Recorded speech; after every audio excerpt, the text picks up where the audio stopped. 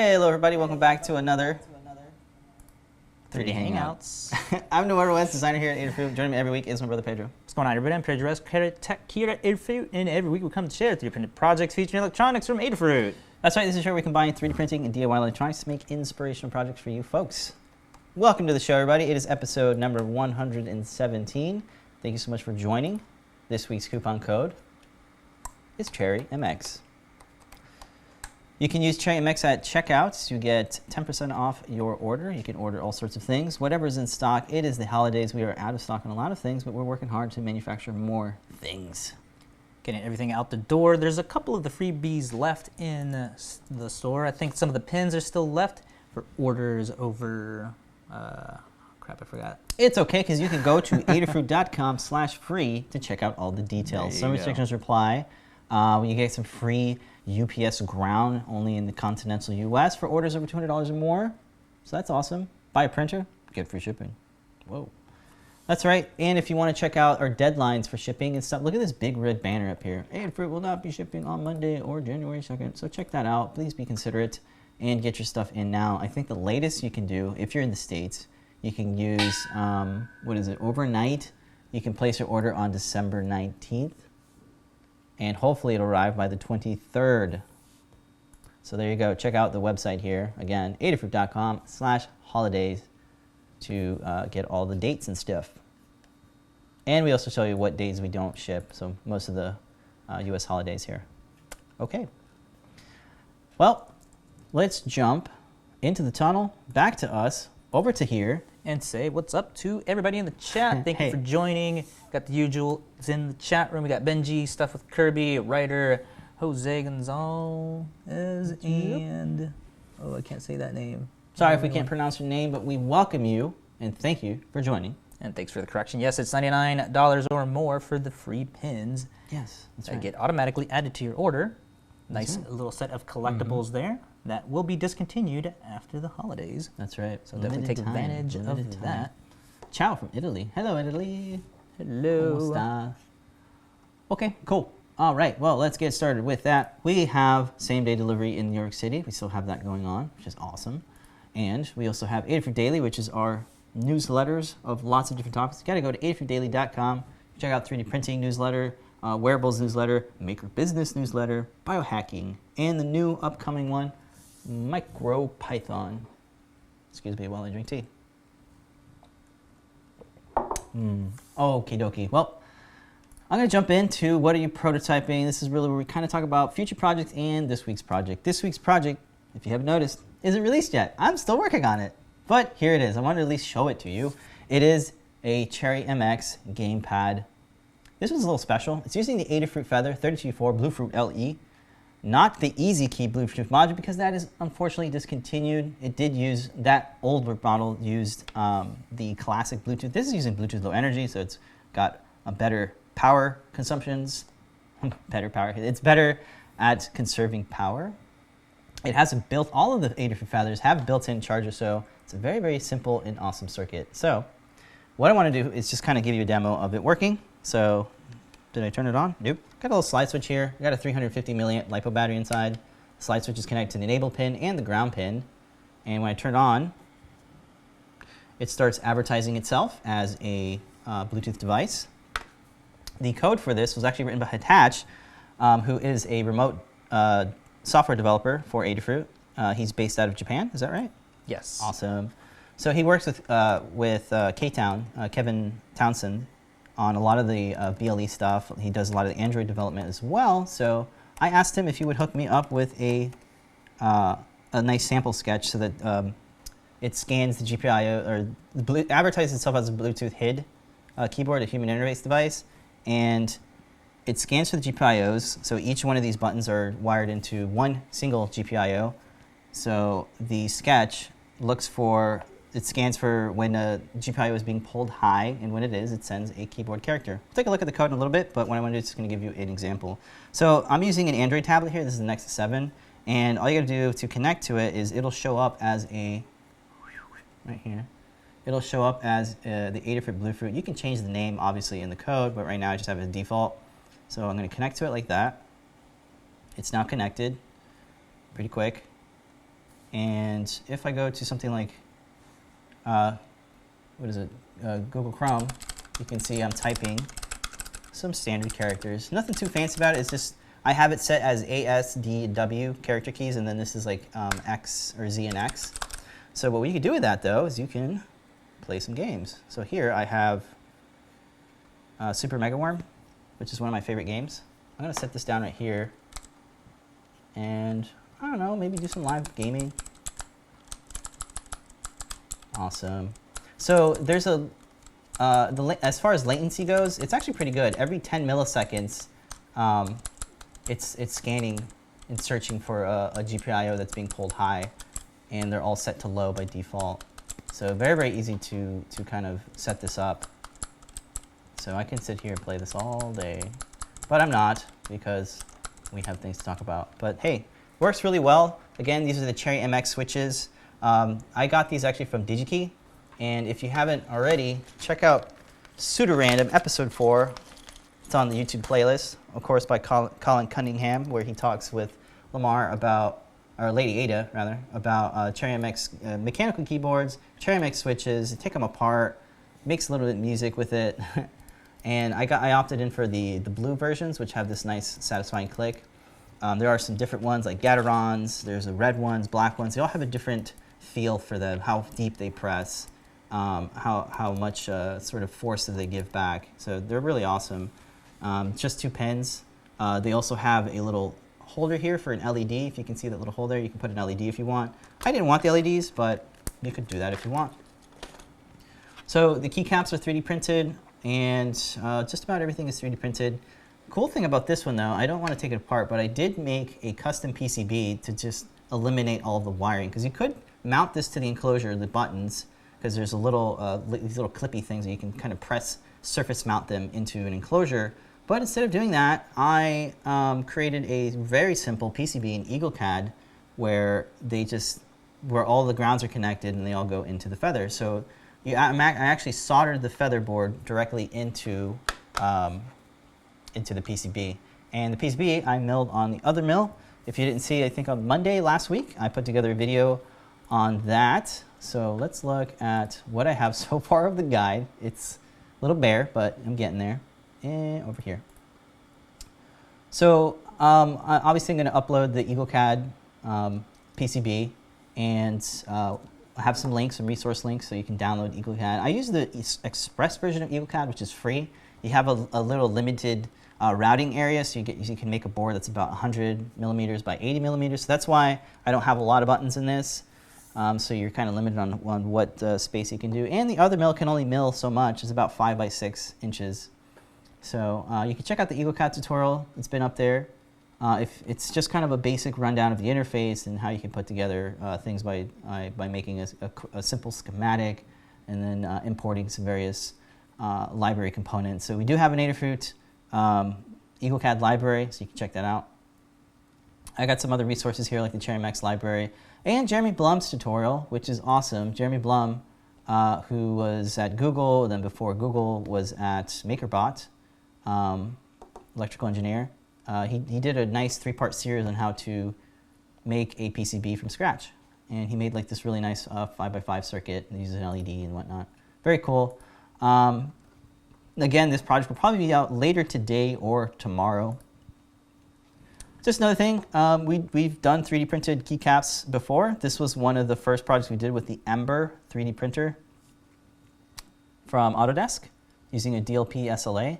And we really didn't do much FDM-wise, but with this project, I opted in to do do keycaps that are FDM printed, and they're a little bit different. So check out my layer tutorial on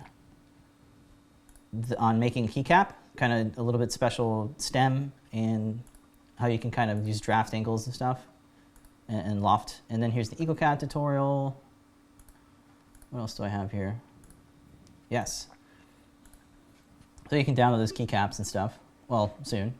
This project right here, what I just wanted to show you, I talked about it last week, but I want to just kind of reiterate why you would want to do a custom PCB. You can use a Proto,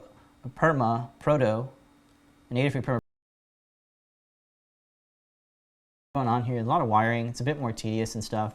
So with this project, I really like it because there wasn't many wires. It's just 2 wires for the slide switch, and everything. The Feather has built-in LiPo charging, so you don't have to add an extra charging circuit. Pretty awesome. Yeah, like everything's becoming more compact. Yeah, more efficient, more compact. Very awesome. And all the wiring is eliminated by all this. So it makes it a lot more easier to do. Again, I got to say that the Easy Key is discontinued, so this project is kind of discontinued. So maybe I'll remake this type of project with the soft buttons instead of mechanical keyboards, because it's fun. Mechanical keyboards are nice, but they are loud and clicky, and that might be satisfying to some, annoying to others. So we'll see how that goes. Yeah, I personally like the brown CHERRYMX. That's what you have on your keyboard? Yeah. Brown? Yep, Okay. I like the They're little... not as loud, right? They're not as loud. They have a nice little bump on it, but they don't have the super loud. Yeah, these are super loud. These are very loud. I started off with the blue. I did like it at the beginning, but when you're typing a lot, it does get a little bit on the annoying side.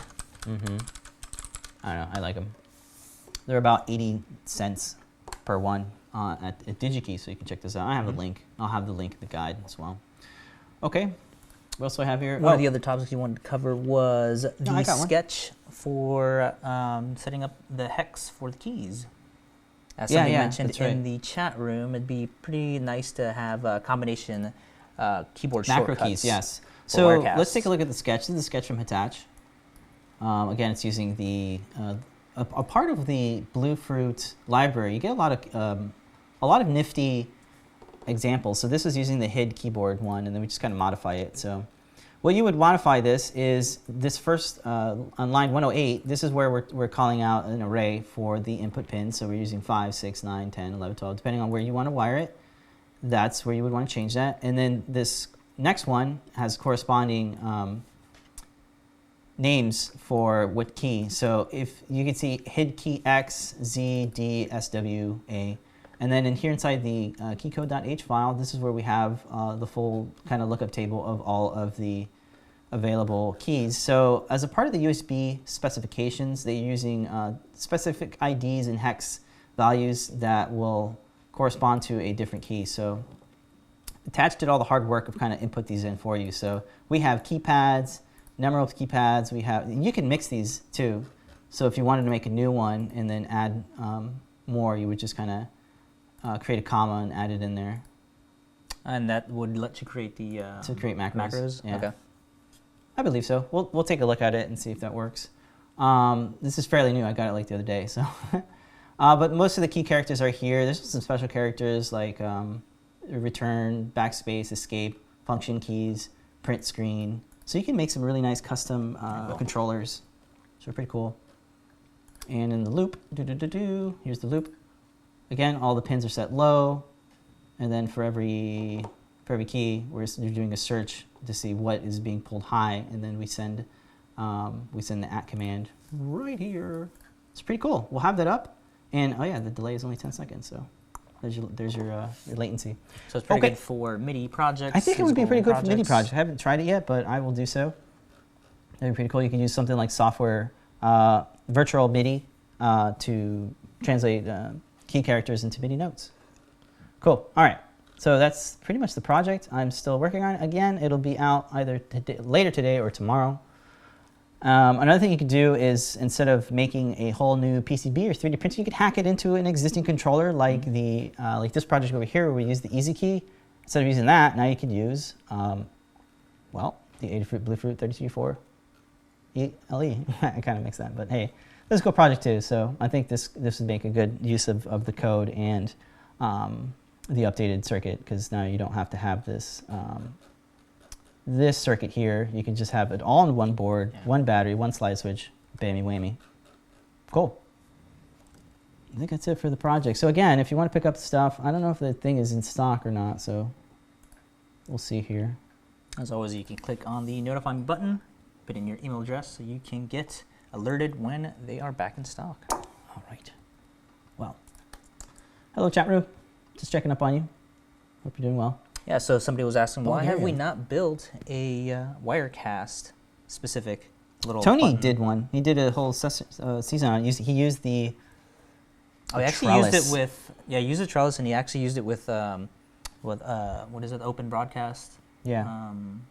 OSB. OSB, yeah. Open source broadcaster. Yeah. Yeah, that we could totally do that. Actually, I don't think there are any key commands for Wirecast. I'll take a look at it. That's a good idea. Did they remove it for the new update? I'm not sure. I don't know, but I don't really find myself needing it that much because I could just click around on the different shots. But that would be kind of neat to kind of click here and then switch the camera. That'd be neat. Yeah, Ken is saying in the chat room that it'd be helpful for the feedback tunnel when switching shots.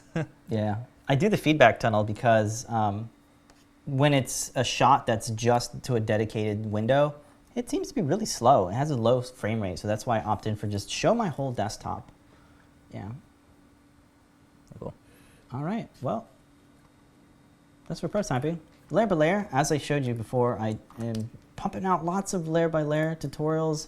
So this week, or last week rather, I did the Eagle one, I did the CHERRYMX one, and this one was really cool. So I did it's a sort of a fun one where I made this brick texture for that tower castle I made. And what was really cool is that I ran into an issue somewhere around here where I couldn't do like a proper chamfer.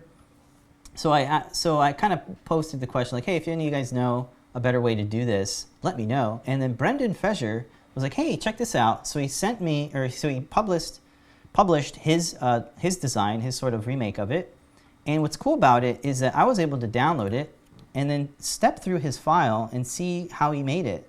So it follows the same kind of principles, the same steps, but it's a little bit different. So instead of making a full millimeter kind of rim, he made it 0.5 millimeters because I was running into this problem with the chamfers.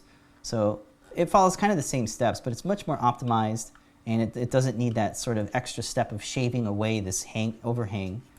So I'm just kind of stepping through it now. And if you watch the tutorial, you can understand exactly what I'm going for here. So instead of applying a chamfer to this whole body, he did it in 2 steps. And again, this rim here is 0.5 millimeters thick, not 1 millimeter thick like I had. And then you can apply the chamfer to the stem. And then the stem can be duplicated via a circular pattern, merged, duplicated via pattern, then moved, offsetted by rotation, and then what happened here? Merged, and then duplicated. This is where you can do a really big copy, duplicate, yeah, rectangular pattern. Merged, and then he did the extrusion for the simple cylinder, and then you can combine, subtract them, and then no need to shave any excess material. So a big shout out to Brendan Fesher if you're watching. Thank you so much for contributing to that. Now I know how to do this a little bit better. Especially when you do it all in Fusion 360, we're able to step through the timeline and take a look at all the little steps. That's awesome. Very cool. Speaking of 123D design, let's go right into Shop Talk. A little bit of a news for you guys. This was posted on the 123D blog on December 16th, a couple days ago, basically saying that they are consolidating their 123D apps. There's a lot of them, and now they are going to be shutting down 123d.com and turning off many of the apps to new download. Rest assured that we will remain committed to providing free tools to hobbyists, kids, hackers, and makers around the world.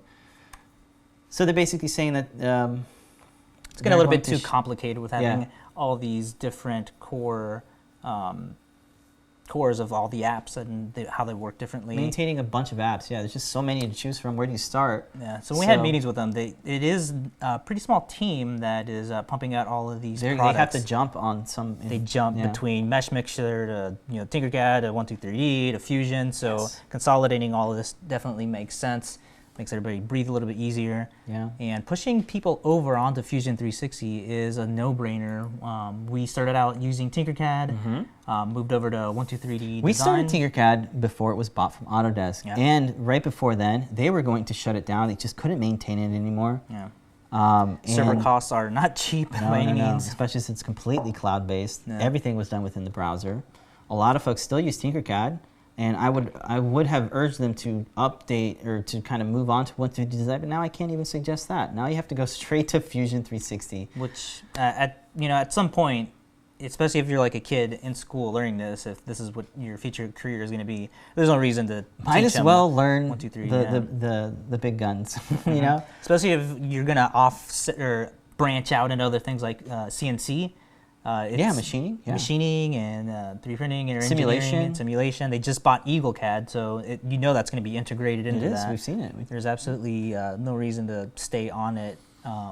Being a little stubborn is not going to help out. I was stubborn. It took me forever to move from Tinkercad to 123D, and then even so, for 123D to Fusion, it took like a day or two of cussing and hissy fitting over like, why isn't this working? A little bit different, so it's just better to learn Fusion right off the bat. And it's like night and day once you realize that you have your ability to turn off layers, name everything, and the timeline is a huge time saver in terms of being able to make. I just showed you how I can step through someone's design. And there's no way you can even do that. Especially when we were doing tolerance, adjusting the fit. You'd have to, oh my goodness. We had to delete and start from scratch all over inside of 123D and Tinkercad. It had like 5 versions of something, different steps, ununion, then union, right before you kind of do all the cuts and stuff. It's crazy. So it was craziness. So if you go on the Autodesk Fusion 360 YouTube channel, you can see that they have 7 tutorials on how to move from 123D design to Fusion 360. And I saw these earlier 2 weeks ago. I was like,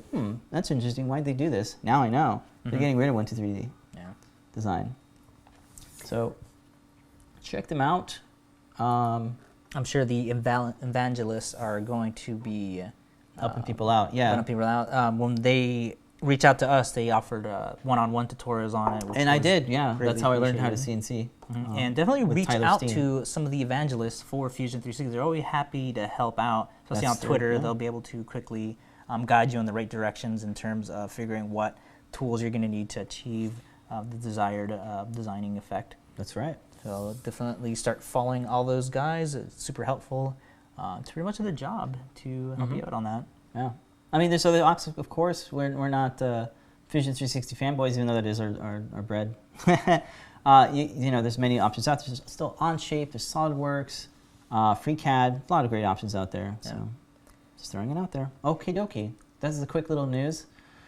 So some other news, I was thankful enough to get some sample PLA from the fine folks at Proto. So they have this new stuff called Glitter Flake Stardust, and it's the HTPLA, which you can enamel.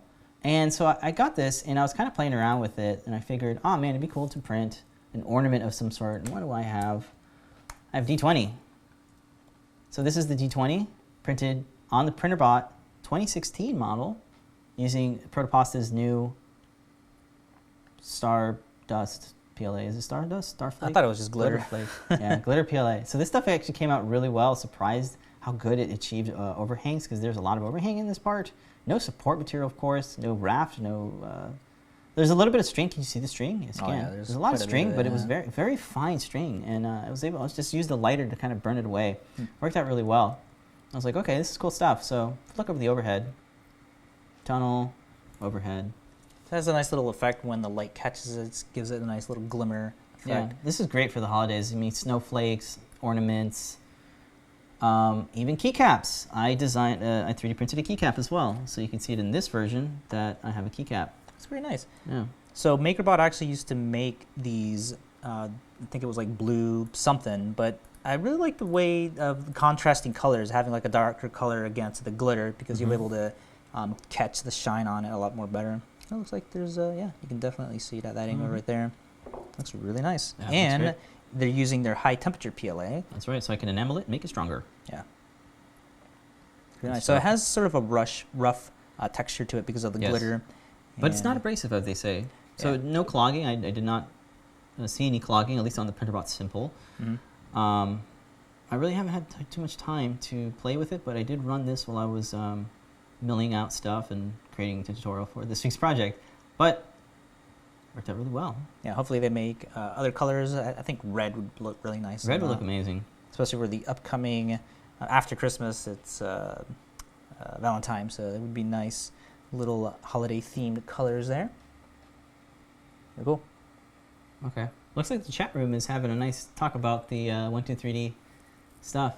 Yeah, it looks like people I will miss it. I mean, for low poly models. Yeah, yeah. I'm sure all of that can be integrated in there, since like we were saying, a lot of the programmers that are working on that also work on Fusion. I don't know if it will kind of if you will not have that, like let's say you open it and it just doesn't work anymore. Oh, I don't know if that is the case. We don't know yet, but I won't be surprised because some of the stuff does require the cloud. Yeah, 1, 2, 3 catch. I don't think they're gonna kill that. I don't know. Yeah, 1, 2, 3 catch is definitely pretty cool. Yeah, it's one of their first, or one of our first experiences in with 3D scanning. Yeah. Don't do it much, but 1, 2D catch would be the way I would go.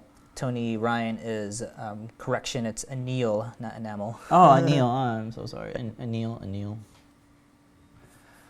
Okay. Well, you know what I have? I have another video of the keycap printing. Let's watch the keycap video. Yeah, so they did a really good job in being able to print fine details using their 0.3mm nozzle that is now standard on the PrinterBot Simple. Yeah, look great. Look at this. Zip, zip, zip. Really good. Cool. The light catching on that really illuminates it. Cool. And this printed in 10 minutes. Awesome. And for every successful print, there was a lot of fail behind it. This week, when we took a look at this week's fail. Fails. Yeah, so let's take a look. So I tried printing my CHERRYMX case on the PrinterBot Simple 2016, and I ran into this issue where the layers were doing okay, but as soon as it started laying out that first layer, which is fairly large, it seemed to have pulled away the layer. And it's not because the bed isn't, there's no bed adhesion. And I'm using PrinterBot's PLA, which is nice PLA. I do like it a lot. But I think what's going on here, or Pedro said... Switch over to the... You don't see it? Yeah. Oh. Sorry about that. Let's watch it again. Thanks to Kirby in the chat room for that. Thanks, Kirby. Saving me. Look at this. So this is what's going on. So the outer outline was nice and solid, but as soon as it started pulling in the first layer, it started pulling things up. So I think what's going on here, and I'm using PrinterBot PLA, like I said, I think what's going on here is was it overlap? Yeah, I think it's the overlap for this is probably set a little bit too close for their default settings, which is one of the drawbacks of not being able to fine-tune settings. Different geometries are going to require different settings. So it's just one of the drawbacks of being on the bleeding edge when testing out this particular printer here. I just let it run at this point. I was like, just look at this. This is crazy. I haven't seen anything like this before. And this was, again, after testing out the offset on it. Yeah, this is making it even more, you can see how squished it is. Mm-hmm. When you have it so squished, it starts having these ridges. You can see those sort of wiggly lines there. Mm-hmm. So I don't know what's going on there. Yeah, it's definitely the... I can't change it, but there is a printer, there's a Cura plugin. Yeah. I unfortunately don't have time to play with it, but I think using Cura would, you could change that setting. Yep. So if anyone else has this issue and knows the solution, let me know. I'm sure an issue or something will be released by the time that we're done with the show. Oh, so yeah. Okay. That's always good. Cool. Other fails of the week. Taking a look at Ultimaker 3. Yep. So even the most expensive printer is not prone to failure. So just some adhesion problems that were happening on the glass bed here. Just basic 101 stuff that you forget to do when you're in a rush to print something to get a time lapse out. It is just wiping down the bed with some alcohol to make sure that it's all nice and clean. So you're in there with your grubby hands, getting it all greasy. You do tend to get the bed dirty. Okay. And no, we don't use hairspray or any of the glues just because we don't like cleaning it up afterwards. Once the bed is clean, we do get really great results, just plain clean glass plate with the heat set to 60, 65, 70 sometimes. For PLA. For PLA, yeah. All right. Here's another one. This time, Sigma. Yeah, so for the Sigma, what we think is happening on this one where the little pillar pulls off, even though that we had a giant brim on the bottom there, as you can see, I think over on the what is the prime pouch that are on the sides there, might have picked up some of the filament along with it, cooled down, and then when it went to go back to it, it might have pulled it off. So you have to clean it out. Yeah. You just didn't clean out the purge pouch. So just simple little things that you forget to do when you're in a rush. Okay. other fails. Well, it happened again. This time without a pillar. Yeah, I think it is the prime pouch that are on the side. They're just pulling filament along with it. And as you can see, it starts building up on the sides there, on the outer shells of it. It just gets pulled along as it, when it goes over to park, primes a little bit, goes back over. You can see that it just pulled it off there. And it's always frustrating when it's almost finished and then it just fails right at the very last end there. Again, this is R2D2 Dual Extruded by Augustine Flowalistic. Cool. It's on Thingiverse, Pinshape, and the like. And we have some castle stuff. Yeah, so John Park has been finishing up his Lucio gun that he's been working on and was asking about 175 filament, some of the settings that we use for that. Okay. And so some of the things that I told him about, I forgot myself. So the retraction that I use for it, you do have to use it a little bit lower at 2 millimeters for the retraction length, and then the retraction speed has to be shot down to 25 millimeters a second, which I did not do on this one, and it just ground it up by retracting too fast and the length too much of it, and this will happen. Okay. But Pedro prevailed. Once you fix that up, it prints out very nice. Look at this. So I'm using the 0.8 millimeter nozzle on this just to speed up the time that it takes to print this out. It looks very nice. You can see the retraction, even though it's set to only 2 millimeters, it does a fabulous job. I can't believe you printed the belly with no supports. Yeah, there's just a little bit of droopage there, but it did a really fine job on it, especially when it comes to the antlers. I did not think this would print out as well as it did. Look at that crazy overhang. Like, and it, it's a nice, big fat nozzle too. Not as big as the 2 millimeter ones that Aiden's been using, but at 0.8. This is 0.8 nozzle? This is a 0.8 millimeter nozzle, yeah. Oh, it's 0.4. No, again, this is why I was surprised that this happened. Wow. Wowzers. So if you are interested in using 175 filament on the Ultimaker, 2 years ago, was it 2 years ago? No, last year, November 5th. Yeah, we are going to do a follow-up video because this is before the 2 Plus had came out, and some of the settings are different for this. Yeah. So you just want to make sure that for the older ones, you do want to set the diameter to 175, which we show how to do here. You just jump into the Customize menu, and then you can go to Material Diameter, and then you want to increase the tension on the feeder in the back there, down to the second little notch from the bottom. Okay. And then do your insert as normal. With the new ones, you can just grab the little spring-loaded handle thing, push that all the way through, instead of having to go through those steps there. Sorry.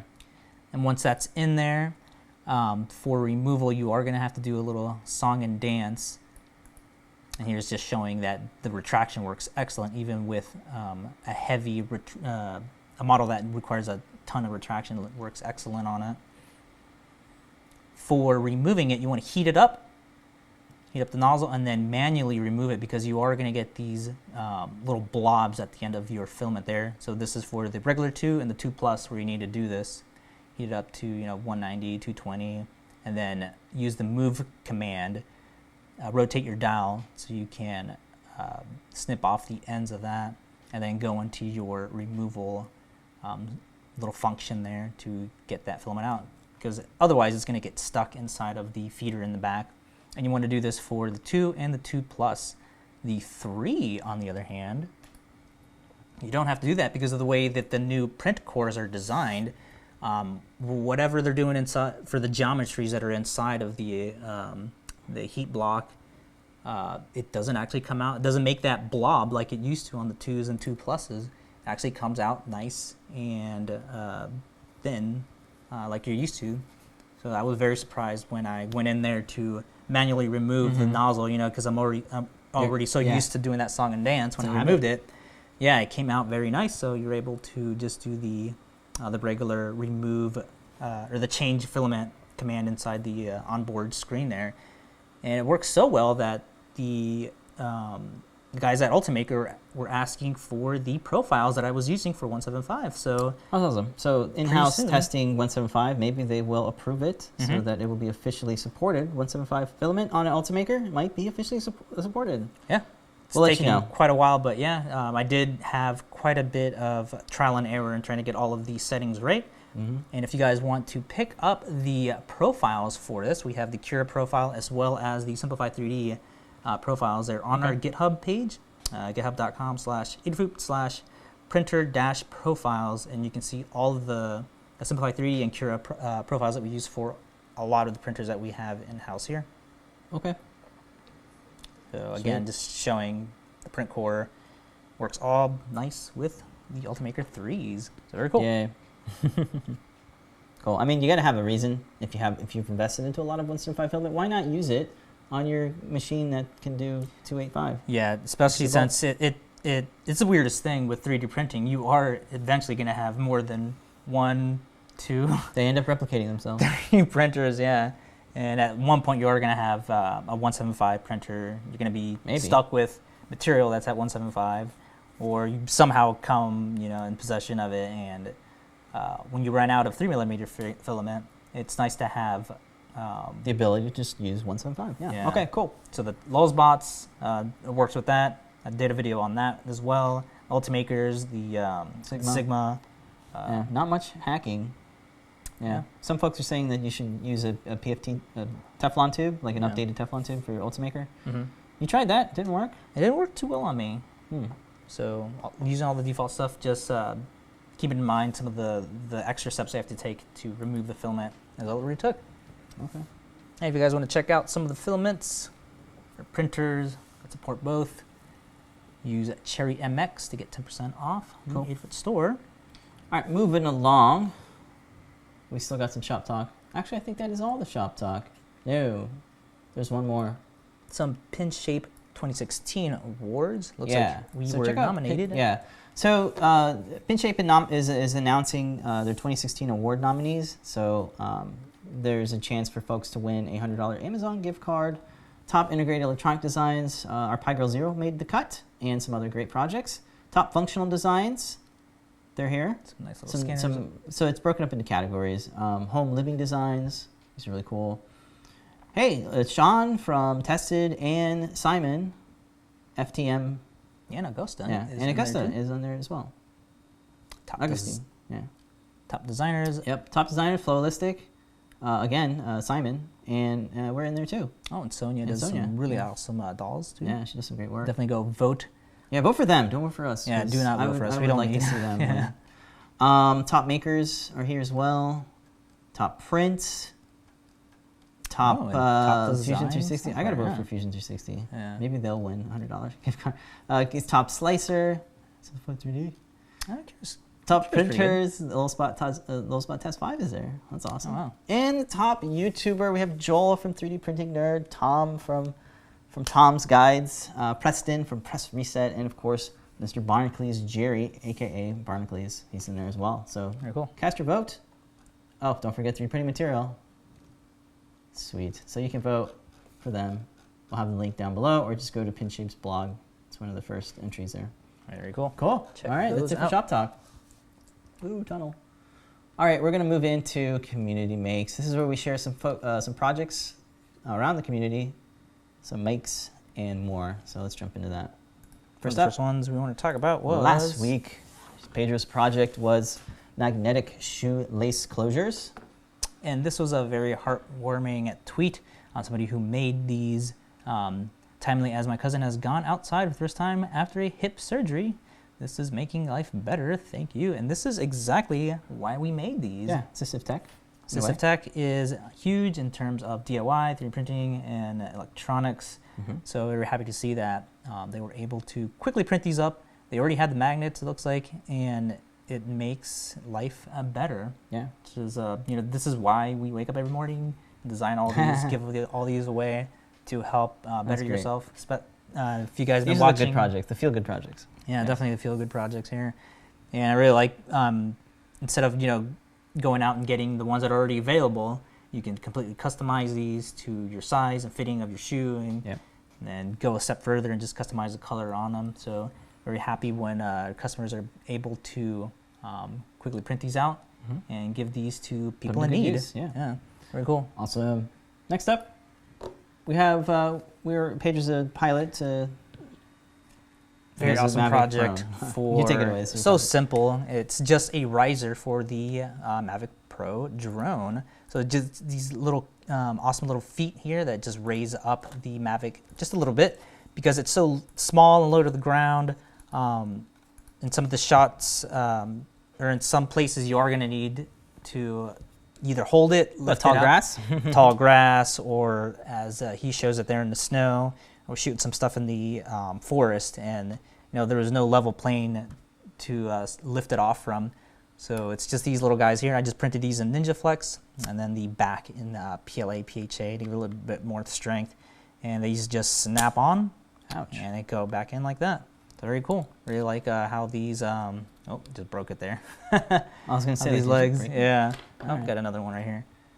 So super cool, nice little design on increasing the height clearance, especially for the little gimbal down here. Very cool. You might want to print this in Engine or ABS. Yeah, I actually got one back there that already printed. Okay. Because for the tolerance for these were pretty tight, so this is why I did these in NinjaFlex. So super cool, really useful. Nice job on that. Okay. So definitely check those out. Cool. All right, you can check that on Thingiverse. I'll have the link below. This one's really cool. This is the glowing apple of Eden from the game Assassin's Creed. So this was put together by, I believe it's either Gavin or, sorry, I forgot, Stuart Riggs. He sent this on Twitter. Thanks for sharing this so much. So it's using quite a few Adafruit parts, and it's a very cool little cosplay prop here. So what he did was he used some magnets. He says he soldered some connections to the magnets, so when you put the two together, it glows. Awesome Yeah, so let's look at this. I think it's this one. Very cool. Yeah, so when you put, he turns the circuit on, puts it in the base. That's where most electronics are. And then when you snap, when the magnet touches, it creates connections, kind of like little bits, and then the other half of the sphere glows. Ba-doop. Awesome. Very good use of magnets in making connections that way. And then he puts it on the base glows as well. That's pretty dope. So using Adafruit NeoPixels, a power boost, 500, slide switch, a couple other things, battery of course. So that's pretty cool. Check this out. There is a couple videos here. Good use of magnets. Definitely good use. We love magnets here at Adafruit. Yeah, speaking of magnets. And this one over here. For the silver, he used a silver Sharpie. Oh wow. This is a great use of silver Sharpie. So just a quick look at the insides. That's where he nested the slide switch. So very cool stuff. Check it out. Shout out to you, sir. Thank you so much for sharing it. It'll be on the blog tomorrow as well. Sweet. Here it comes. Awesome. Okay. Next up, I want to do a shout out to Naomi Wu, or also known as Sexy Cyborg on Twitter and YouTube. She put together a Raspberry Pi project. I think it's a Raspberry Pi 3 and an LCD screen, and she cleverly hid it in a little cosmetic makeup box. Awesome. So check that out.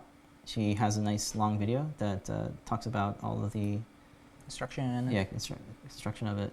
Oh, nice little stop motion there of it. Very cool.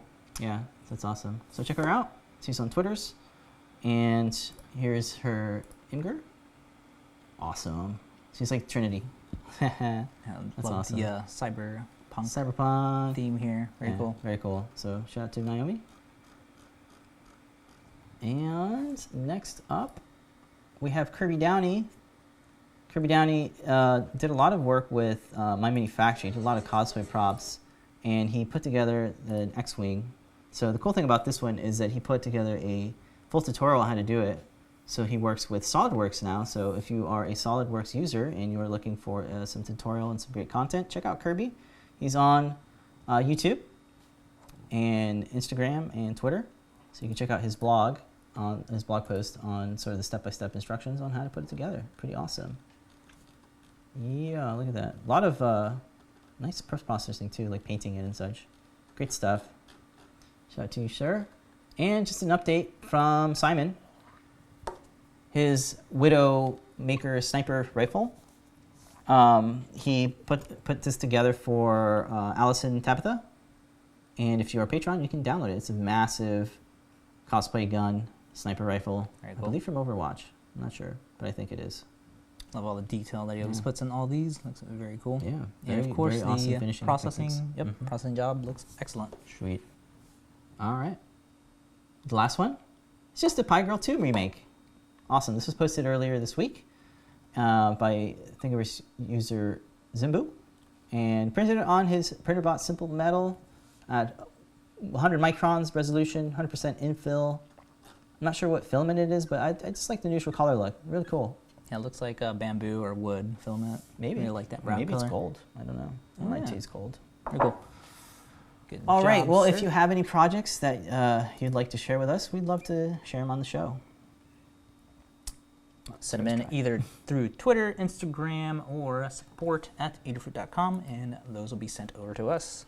All right. Now it's time for Q&A. I haven't been able to check out the chat room. I'm sorry, but hey, now's the time to do so. Ask questions in either YouTube chat or Facebook.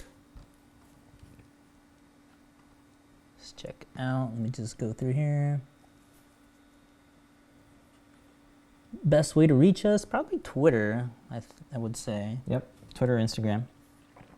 Our names are over here on the top. I'm at Ekin, and Pedro's Video Pixel, and then Adafruit's over here at Adafruit. Yep. Back to QA. Just some Can I answer comments. one? Somebody got a Wanahu i3 Plus. There you go. That they're technically getting after Christmas, so they're eager to try out our stuff. Yeah, definitely Awesome. check out our Thingiverse, Umagine, or Pinshape page to check out all the designs we've done over the years and grab any of those that might catch your interest. We have a lot of non-electronic ones if you're just first starting out, so a lot of functional ones. Just look around the house for anything that we may have done that you can use. AJ Cass is asking, what is the best way to support a design that is potentially floating in the air? Yeah, just support material. Cura kind of auto-generates it. I don't think you can apply custom support material, think so, yeah. but that's basically what you're paying for with Simplify 3D. You can make the density, you can specifically pick where you want them to be, so you kind of draw them. And there's tutorials out there on YouTube, their YouTube channel, and other folks also in the community make wonderful tutorials on how you can create your own custom support material. Comment from Yanni is asking or saying that the NinjaFlex would make the CHERRYMX buttons more waterproof. So definitely would help if I did not think of that. prone to spilling coffee on your desk, because we all know we always have drinks around around electronics, so that would definitely help. Definitely help. So I put my coffee down. Here's another one. Any tips on the things that he should get before his first print? Yes. Definitely, like Ryder is saying, get a scraper, so something to pry off your print. I would get some tweezers, some flush snips, a garbage can, and just area, space. Where is this going to be? Can I get access to it in the back all your there? tools, yeah. Access to the filament in the back or the top. Yeah. So think about where you're going to store stuff. So those are just some simple, easy tools. There are some printers that come with a nice little kit of tools. I think the Lulzbot TADS is a great example of them. I'm not sure about the i3. Maybe it comes with some tools. And of course, some hex keys if you ever need to tighten something. John is saying that he never found Fusion 360 for free, but people are just saying just click on the trial counter. It should give you options to sign up there. Yeah, there's always a little bit of confusion of how to get it. And then people saying for Inshape versus Fusion, if you're okay with designs being public, downside everything going cloud. I'm not sure if for Inshape you're able to download your files in different file formats. It's one of the cool things about Fusion. You can grab a variety. I know you can import Fusion files into Inshape. Oh, I did a test with that. Actually, 1, 2, 3 design files. Sorry, because once you break it down once you kind of zip it and unzip it, you can see that it is just a step file inside with a wrapper. So you can take out that step file and put it again anywhere. Yes, yes, yes. Yes. James is asking. Fusion 360, you can work offline. When I showed you when their servers were kind of acting up, I was just working offline just fine. So you can save things locally, absolutely. James is asking if we've tried the 3D printed CNC on Thingiverse. I have not. No. But that is it's quite an endeavor. But I believe it's definitely possible. You can convert a 3D printer into a laser engraver and into a CNC machine, definitely, with a bit of work. Let's see, another one is, how do you create custom supports? Remix 3D. Using Remix 3 was where you can create custom supports. Oh. That's awesome. You mean Mesh Mixer? You can create custom supports. Website. Is that what they're saying? Nice. So there's another option. If you want more of a sort of a more affordable way to do it, you can use Mesh Mixer to make custom supports. Yeah. Or you can actually model it into the app inside your modeling app. Just now make there it are nice little and caveats, thin. like you can't. I guess you would have to come up with your own Z offset, right? Because you don't want it to be integrated into the design. I got another one here from Dan Brown. He has an old. Oh no! What happened? Okay, Dan Brown. He says he has an old Rapman 3D printer, but he can't find software for it. Is there free software that might support it? Perhaps Slicer? Slicer or what's the other one? Cura? Cura might be able to maybe not. Yeah. Interface with it. Okay. I can't think of the other one. What is it? I think you're right. I think it's Slicer. Yeah. Okay. Replicator G? I don't know. That's maybe an old one. And I think that's going to do it for this episode. Thank you all for joining in. Thank you so much for joining us every week, guys. Again, you can support us in the show if you buy a thing or two. You can use coupon code CHERRYMX. We'll have another one later tonight on Ask an Engineer. Wednesday. It's today. Tonight at 8 p.m. And then before that, we're going to have show and tell. So if you have a project you'd like to show and share, you can do so. You can hop on the Google Plus Hangout thing. We'll invite you. Excuse me. At 7:30 p.m. Eastern Time, I'll have a show and tell. And then Lady Ada, Desk of Lady Ada, doing up things. Tony D. We're all kind of taking a break, so expect more content when the new year comes. Yes. So there we go. Again, we're on Wednesdays. Blog posts and projects Thursdays. Tomorrow, yep. Yep. So right after this, I'm going to go work on the guide and finish it up. Yeah, it's almost the video's done. Well, so next week will probably be a little yearly wrap-up. So just kind of showing you some of the cool projects that we came up with this year. Just to give us some buffer and to let you guys know some things you might have missed. Yep. I think it's a great mix. Definitely check that out. But again, we thank you so much for joining us. And good luck with all of your endeavors. Stay warm, stay safe, and remember to keep on making. See you guys. Thanks. Bye, everybody.